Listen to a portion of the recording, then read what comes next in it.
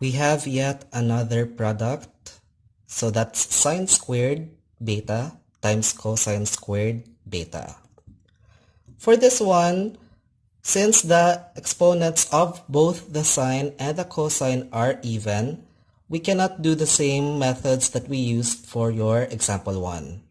So that is, you can't use yet your trigo identity, which was sine squared x plus cosine squared x equal to 1.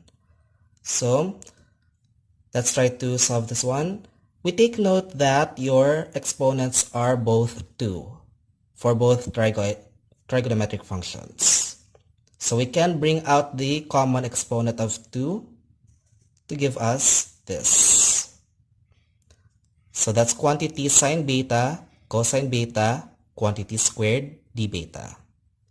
Now, the term inside the parenthesis, sine beta times cosine beta, we're reminded of your double angle identity. So we know that sine 2x will be equal to 2 sine x cosine x. Or, if you divide both sides of this identity by 2, you will get this. So sine beta cosine beta is just the same as 1/2 sine 2 beta quantity squared d beta, coming from this particular identity. So this can now be easily expanded. So get the square of that term inside your parenthesis. We now get 1/4 sine squared beta, sine squared 2 beta rather, d beta. The sine squared 2 beta d beta, we try to look from your book, well, how do we deal with your particular na trigo function like this? So in your book, we are recommended to use the following trigonometric identity from the half angle identity. So that's sine squared x equal to 1 minus cos 2x over 2. So this comes from the half angle identity. Kindly take note of that one. So from this, the sine squared 2 beta d beta can be replaced with this identity to give us this. That's supposed to be beta. So that's 1 minus cos 2 times 2 beta, that's 4 beta, over 2 d beta. For this one, we can easily break apart the integral, break apart the numerator to give us the following. The over 2 here can be brought out so that 1/4 times 1/2 gives us 1/8.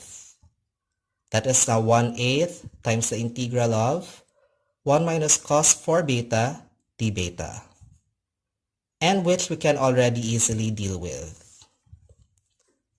So we now get this.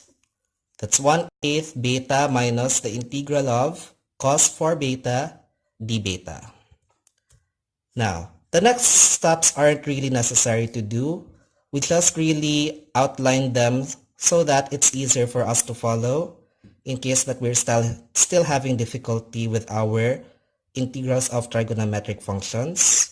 You can always let the argument of the cos be equal to u.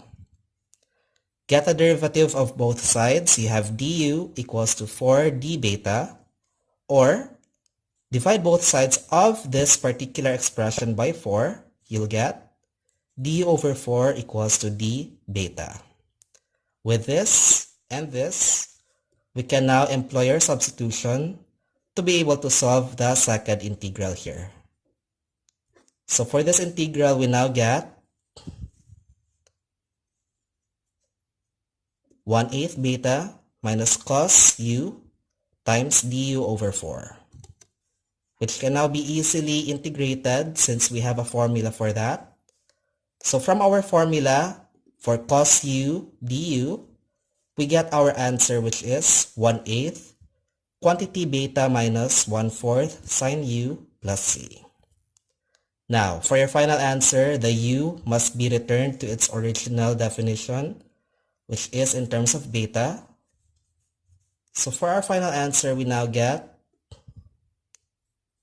this, 1/8 beta minus 1/4 sine 4 beta plus c.